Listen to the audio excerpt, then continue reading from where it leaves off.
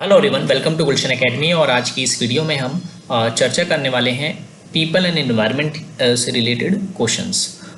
तो ये जो वीडियो है हमारा काफ़ी इंपॉर्टेंट है। अगर आप तैयारी कर रहे हैं यूजीसी नेट पेपर 1 के लिए तो आप हमारी वीडियोस को देख सकते हैं। और अगर आपने अभी तक पहले की वीडियोस हमारी नहीं देखी है तो ज़रूर देखें, लिंक इस वीडियो के डिस्क्रिप्शन में है, जहाँ पर पेपर 1 से रिलेटेड सभी टॉपिक पर आपको जो है वीडियो देखने को मिल जाएगी, वो भी एक्सप्लेन फॉर्म में। ठीक है, वहाँ पर मैंने टॉपिक को जो है अच्छे से समझा रखा है।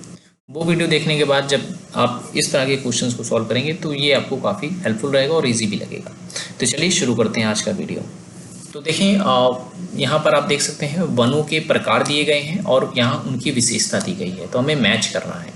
तो देखिए, सदाबहार वन जो होते हैं वो ऐसे वन होते हैं जो वर्ष भर हरे भरे बने रहते हैं, जो अपनी पत्तियाँ जो है नहीं गिराते हैं। जबकि पर्णपाती वन जो होते हैं वो शुष्क मौसम में ये पेड़ ऐसे होते हैं जो अपनी पत्तियां जो हैं वो गिरा देते हैं।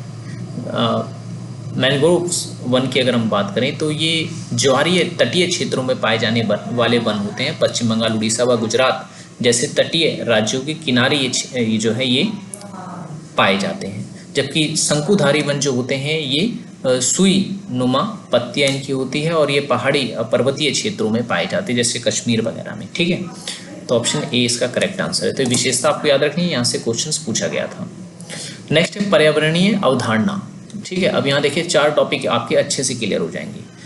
और इस सीरीज़ का मेन जो पर्पस है वो यही है कि आपको कॉन्सेप्ट को अच्छे से समझाना, ताकि जो है आप इससे रिलेटेड किसी भी टाइप का क्वेश्चन आए तो आप इजीली कर सकें। ठीक है, आप देखिए बायोमैग्निफिकेशन यानी कि जैव वृद्धि, ये अवधारणा जो है ये किससे जुड़ी हुई है? ये खाद्य श्रृंखला में विषैले पदार्थों की सांद्रता का जो बढ़ना होता है उसको ये दिखाती है। यानी जो खाने वाली चीज़ें होती हैं उसमें कई प्रकार के विषैले पदार्थ जो हैं वो जब बढ़ जाते हैं तो उसे हम कहते हैं बायोमैग्निफिकेशन। जबकि हरित गृह प्रभाव क्या होता है? ये होता है जलवायु में जो परिवर्तन आ रहा है गैसों के कारण, उसे हम कहते हैं हरित गृह प्रभाव। ठीक है, जिससे कि हमारे पृथ्वी का तापमान जो है वो निरंतर बढ़ रहा है। अम्ल वर्षा की अगर हम बात करें तो अम्ल वर्षा जो है वो सल्फर डाइऑक्साइड और नाइट्रोजन ऑक्साइड जो है ये 2 गैसें ऐसी हैं जो हमारे आकाश में जो है जिस बादल का निर्माण करती हैं उसको अम्लीय कर देती हैं, और जो वर्षा होती है उसे अम्लीय वर्षा कहते हैं। ठीक है, जिसका पीएच जो है वो काफ़ी कम होता है और इससे कई प्रकार के नकारात्मक प्रभाव भी देखने को मिलते हैं, ना सिर्फ वृक्षों पर बल्कि पशु पक्षी व खेती वाली जो ज़मीन होती है वहाँ पर भी इसका असर देखने को मिलता है। ओजोन क्षरण का मतलब क्या होता है? ओजोन क्षरण का मतलब ये होता है कि जो ओजोन गैस है वो हमारी पृथ्वी पर कम हो रही है, जिसके कारण यूवी किरणें जो हैं वो सीधा हमारी पृथ्वी पर आती हैं, जिससे स्किन कैंसर जैसी गंभीर बीमारी की संभावना बढ़ जाती है। ठीक है, यूवी रेज जो है उनको रोकने का काम करती है ये ओजोन गैस। ठीक है, उनको छानने का काम करती है। अगर ये गैस नहीं होगी तो यूवी रेज डायरेक्ट हमारे अर्थ पे आएंगे, जिससे कि हमें स्किन कैंसर जैसी बीमारियां हो सकती हैं। नेक्स्ट है, आप देखेंगे यहाँ पे अंतर्राष्ट्रीय समझौते दिए गए हैं और यहाँ उनके मुख्य उद्देश्य दिए गए हैं। जैसे मॉन्ट्रियल प्रोटोकॉल की अगर हम बात करें तो ये ओजोन गैस के संरक्षण से संबंधित है कि भाई ओजोन गैस जो है उसको कैसे बचाया जाए। क्योटो प्रोटोकॉल जो है इसका संबंध जो है वो है ग्रीन हाउस गैस के उत्सर्जन में कमी लाने से, कि भाई ग्रीन हाउस गैसेस जो हैं उनको कम करना होगा। इसमें इस समझौते में ऐसा कदम उठाया गया था। पेरिस समझौते की अगर हम बात करें तो ये वैश्विक तापमान में वृद्धि को सीमित करने की बात करता है।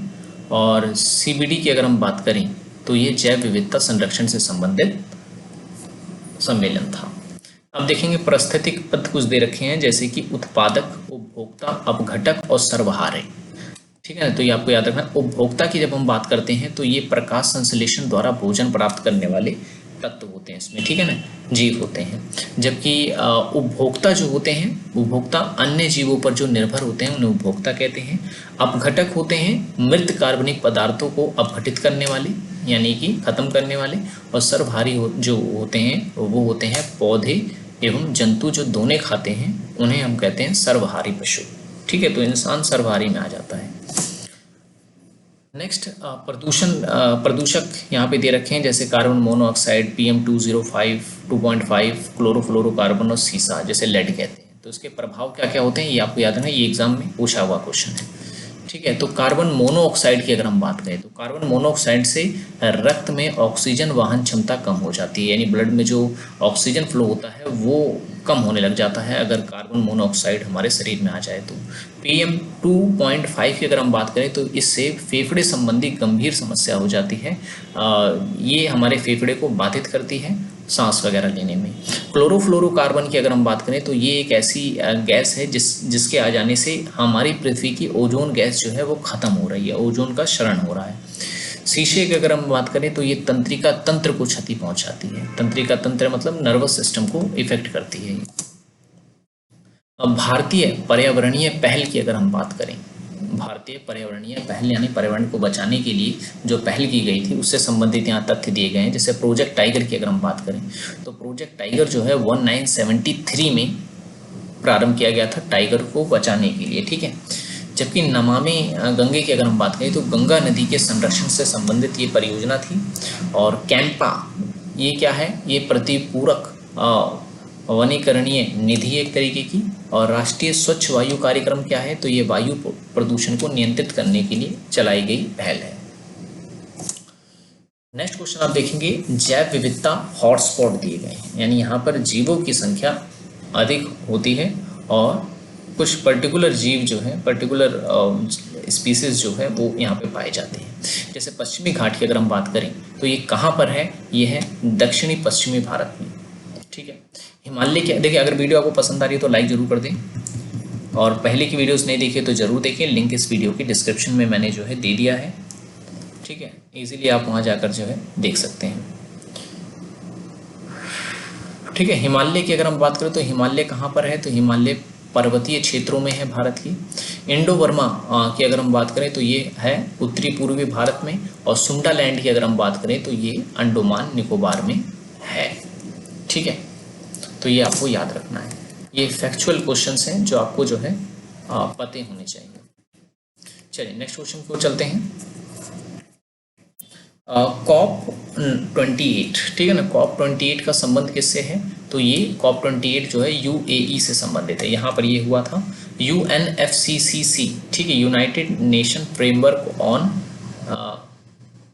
Climate change convention of climate change, इसका फुल फॉर्म है, ठीक है, United nation framework of climate change convention ऐसे करके, ठीक है। तो ये संबंधित है जलवायु परिवर्तन से, ठीक है। IPCC की अगर हम बात करें तो ये संबंधित है जलवायु विज्ञान मूल्यांकन से। और SDG यानी कि इंडेक्स जो है ये क्लाइमेट एक्शन से संबंधित है, ठीक है। और SDG 13 की ये बात कर रहा है, ठीक है, सस्टेनेबल डेवलपमेंट गोल 13 संबंधित किससे है, क्लाइमेट एक्शन से। पर्यावरणीय संगठन यहाँ पे दे रखे हैं और यहाँ मुख्यालय दे रखे हैं, ये भी आपको याद रखना है। जैसे UNEP, united nation environment programme, इसका मुख्यालय कहाँ पर है, नैरोबी में है। यूनेस्को की अगर हम बात करें, united nation educational scientific cultural organisation, इसका जो मुख्यालय है वो पेरिस में है।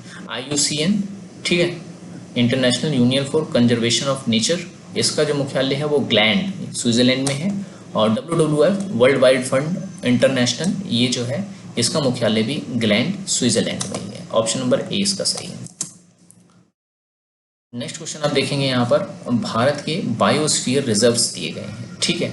जैसे नीलगिरी की अगर हम बात करें तो ये कहाँ पर है, तो ये तमिलनाडु, केरल और कर्नाटक की सीमा से लगा हुआ एक बायोस्फीयर रिजर्व है, जहाँ पर विभिन्न प्रकार के पादप जीव आदि देखने को मिलते हैं। नौकरी की अगर हम बात करें तो ये मेघालय में स्थित है। पंचमढ़ी बायोस्फीयर रिजर्व जो है वो मध्य प्रदेश में है। और सुंदरबन की अगर हम बात करें तो ये है पश्चिम बंगाल में, ठीक है, पश्चिम बंगाल में।